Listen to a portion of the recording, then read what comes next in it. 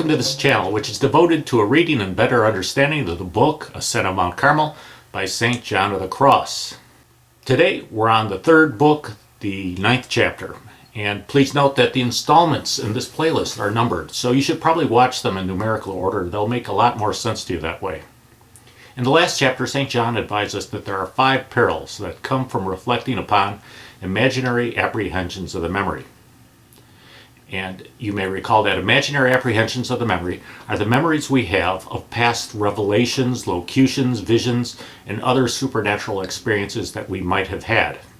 In this chapter, St. John tells us that the second evil that comes from reflecting on these past experiences is that if we give heed to them or set store by them, they may cause us to fall into some sort of presumption or vanity.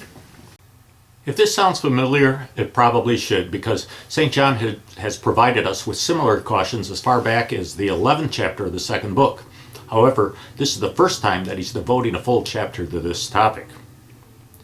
Also, he's instructing us not only to be wary of pride, but he's also being more explicit about how humble we must be in order to achieve union.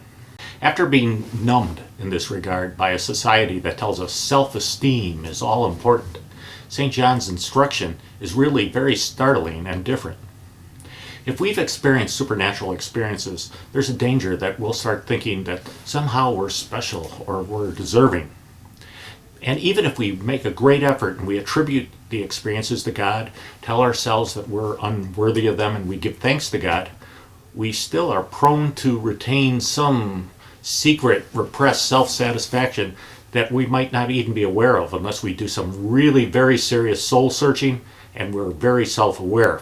St. John tells us that we probably have a secret self-esteem and pride if we don't like it when people don't praise our spirituality, don't compliment us on our mortifications and fasting, or when they tell us that they've had the same supernatural experiences or even superior ones. And for whatever reason, these things seem to be easier to see in others, but very difficult to see in ourselves. But before we move on, we should probably add that for the most part, we should never even be discussing these last 2 points with others, except with our spiritual directors or spouses. We need to determine whether we've gone all out in our efforts in this regard. Token efforts at piousness and humility are not adequate if there's still some pride that clings to our souls. We have to annihilate all pride that is within us, and otherwise we're going to be like that hypocritical Pharisee that's mentioned in the Gospel according to Luke. The Pharisee standing prayed thus with himself, "O God, I give thee thanks that I'm not like the rest of men, extortionists, unjust, adulterers, and also like that publican.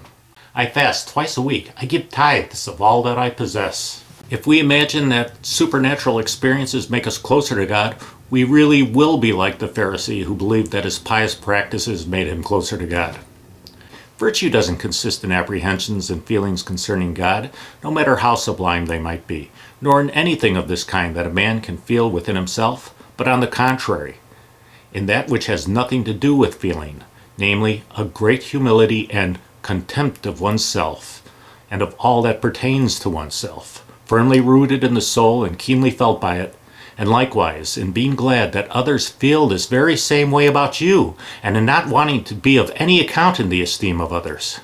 St. John also tells us that all visions, revelations, and feelings coming from heaven, and any thoughts that might come from them, are worth less than the smallest act of humility. And humility is one of the effects of charity, which doesn't esteem its own things or strives to attain them, nor thinks evil except of itself, nor thinks any good of anything of itself, but only of others. So, St. John of the Cross, who in effect is the spiritual director of everyone reading Ascent of Mount Carmel, tells us that we should strive to forget any supernatural experiences that we might have had so that we might be completely free of attachments. Well, I hope you enjoyed this installment of Ascent of Mount Carmel, and we're going to be back again in about a week with another one. In the meantime, please pray for the church.